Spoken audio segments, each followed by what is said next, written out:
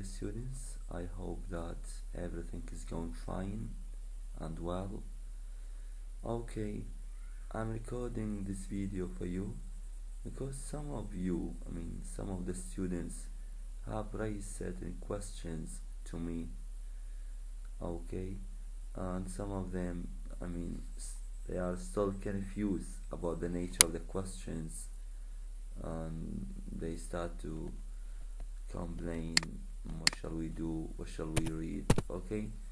So I felt that they are still confused, and for that reason I prepared for you this second video. I hope that it would be helpful for you. I hope that this video is going to be helpful, okay, for you. I've given you these notes, okay. We've already presented them, so let me just cut the long story short. First of all, you have in the exam just an hour and a quarter, so don't think that Muhannad, Muhannad Ajil, me, doesn't think of you. Don't think that I'm not thinking of you. Don't think that I'm naive not to think of time. But you have to arrange your time, and you have a test not only in the material but in time. For example, there are certain questions as for the objective test. You are not recommended or supposed to give them more than 2 minutes or 3 minutes. I put for each point 3 minutes as maximum. If you pass the 3 minutes, then of course, okay, if you pass the 3 minutes as for the objective test, for example, if you have multiple choice, if you stay reading, okay, with a point just for 3 minutes, no, you have to read it carefully and quickly and answer quickly. To read, think and answer at the same time. You have to be careful. You have to arrange your time. So some of you maybe say that we have problem with time. So time is part of the test. You have to keep this in your mind. That time, managing time, organizing your time is part of the test. Okay? So this is the point. So first of all, to cut the long story short, you have an objective test and you have subjective test. Sorry, because it is, sorry for that. Because it is late at night and I'm sleeping, I start now to distinguish between test and text. Okay, to mix between them. Objective test and subjective test. The objective test is related to the text, so you have to read the text. The objective test including maybe multiple choices as first, true, false, okay. This is related to objective test. So everything with the objective test is related to the text. You have to read the lines, especially the lines. The lines, we focus upon them. The lines, we've explained them. The lines, we've stopped at them. I wasn't sly and I wasn't, let me say, villain in putting the questions. I was so direct and innocent. Believe me, I was so innocent and direct. And this is the first time. Okay? This is the first time I am direct. But doesn't mean that this directness means easiness. Directness here doesn't mean easiness. No. The questions aren't easy, but they are I've told you before, they are easy for those who have attended. So easy the objective test for those who have attended and they know themselves. And they are so difficult for those who haven't attended. But those who haven't attended, if they read well and if they gave time, okay, to the material with their colleagues who are distinguished and have attended the lectures, they may take I mean, they may score marks more than those who have attended. So it's not a matter that's fixed. Okay, good. This is the objective test. So you have part of the questions, let me say, is about objective test, which is related to the text. The subjective test, you have to focus on 2 points. The first point is that because we have 2 acts, so we have sketching for each character mentioned in the first 2 acts. So we have who are the characters who have been mentioned by Shakespeare in the first 2 acts.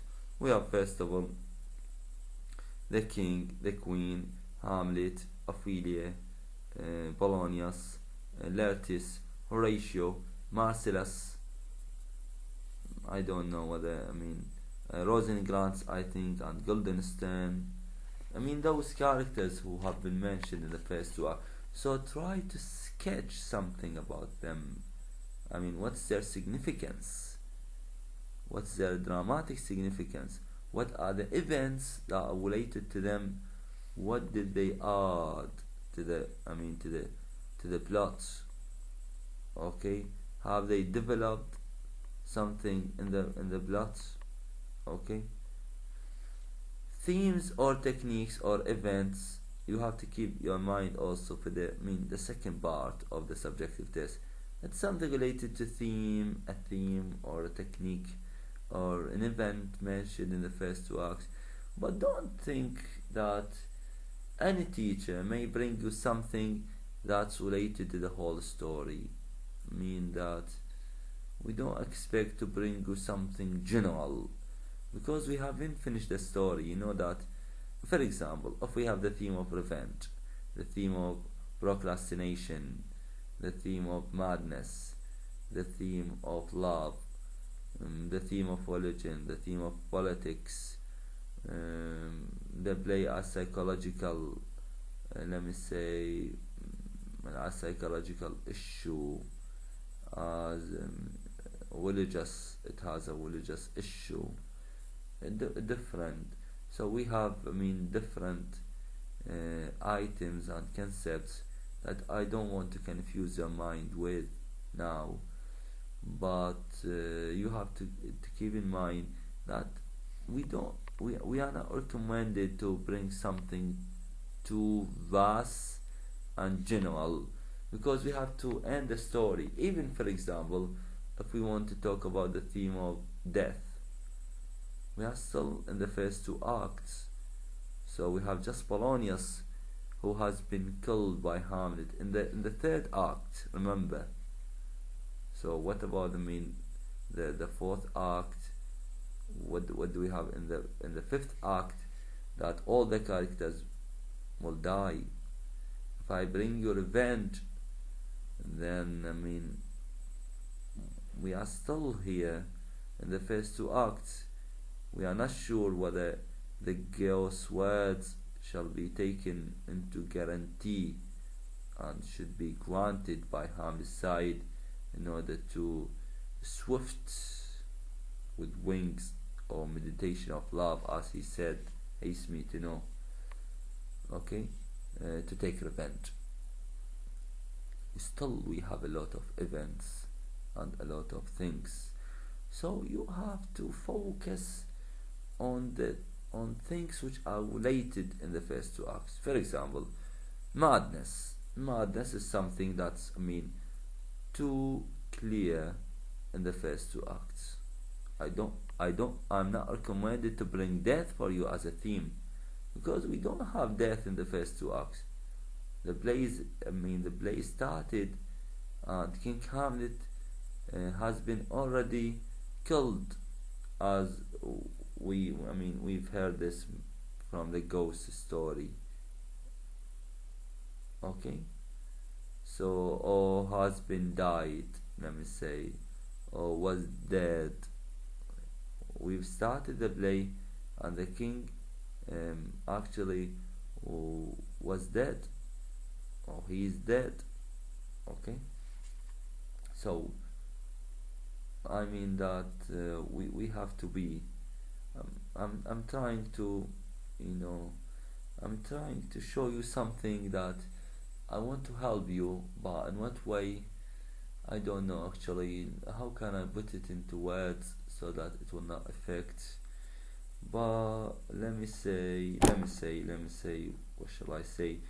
Let me say it's something related to the two acts. It's something like madness.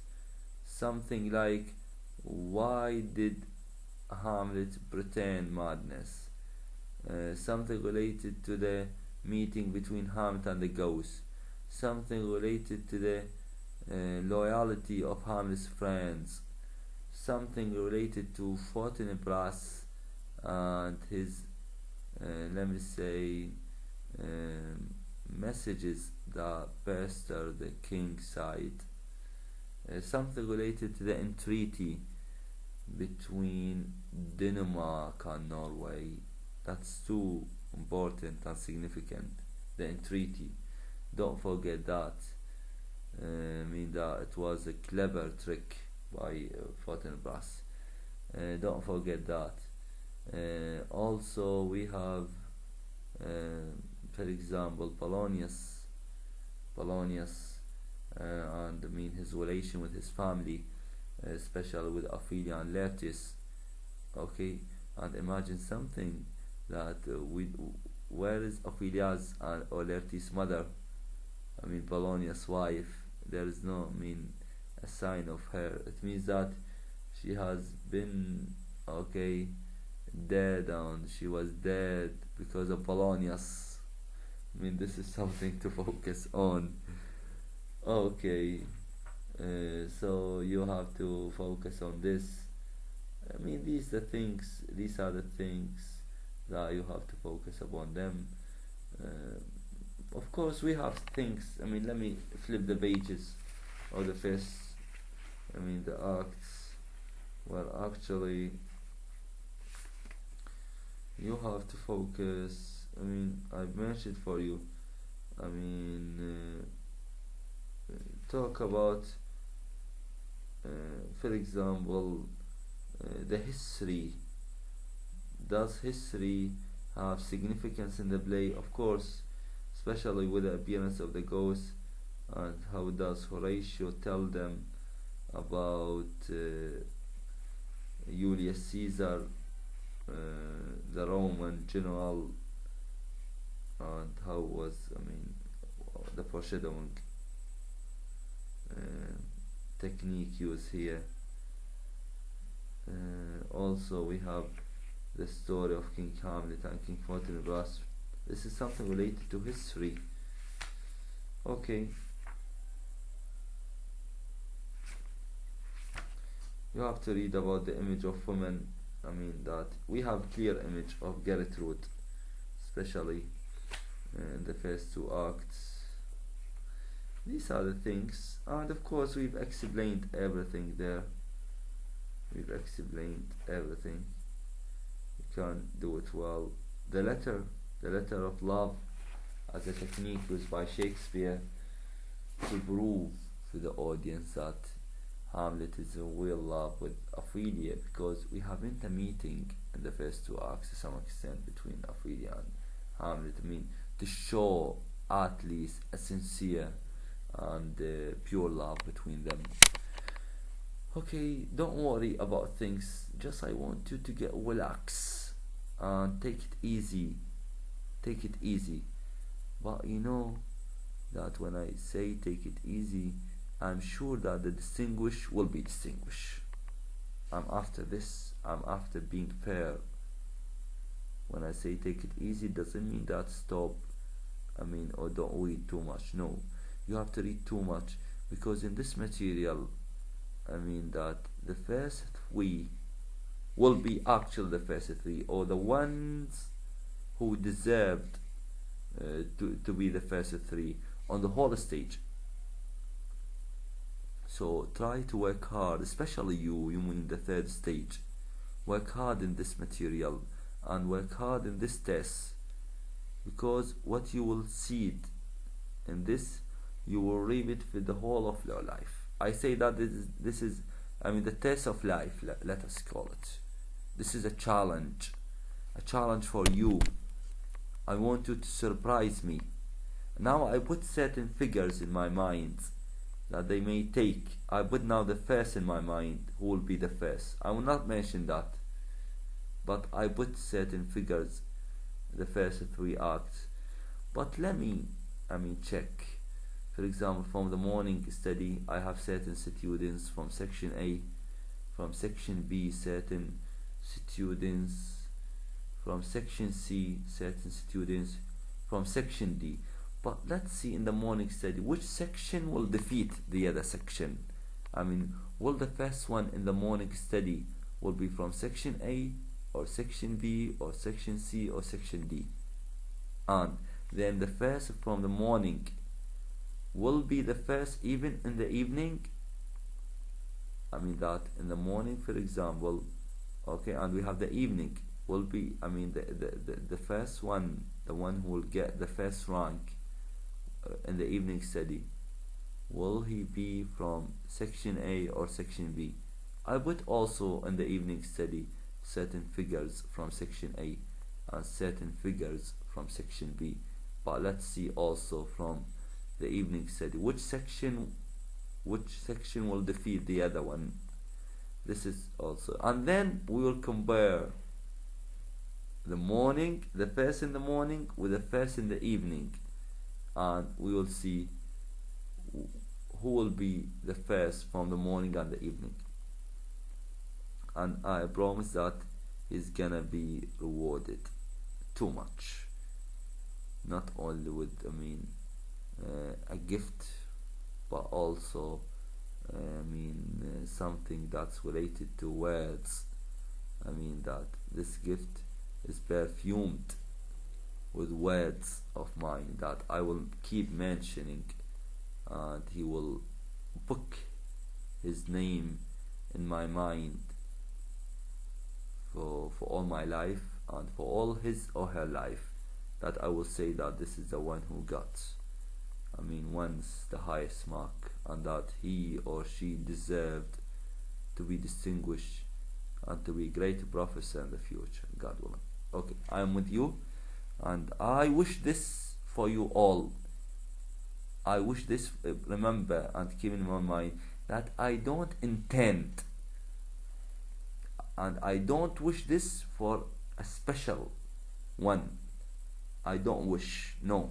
I'm here without feelings. I wish this for all of you. Okay, this is the battlefield. The exams day, which is on Monday, is a battlefield, and in this battlefield you have to be what? Man of words and actions. Okay, thank you so much. I'm sorry to prolong. I have a lot of things. If you have any question, then you may ask me. And remember that as for the subjective test, you have just this. I will not ask you to write for me let me say a lot of lines. No, I will tell you, I will instruct you, I will put this as part of the instructions, that you are recommended to write 150 to 200 words either. Okay, so if I say 150, then you have just 15 lines, because we expect that each line holds 10 words, so the total is 15 lines, or maybe 20 lines, no more than that, I know. But these 20 lines, you have to focus on what? Not only on the idea, the idea that you will put into words as for the question after you got it and comprehend it. No, you have to be careful with your spelling, you have to be careful with your grammar, your spelling, grammar, and the way you design these well-formed sentences, and also the way you move between sentences smoothly from one sentence into another, your style, the way you reflect your ideas in the paper in a very smooth, correct, grammatical I mean way. Let me say this. Thank you so much. I wish you all the best. Take your time and get relaxed. Just feel safe. Thank you.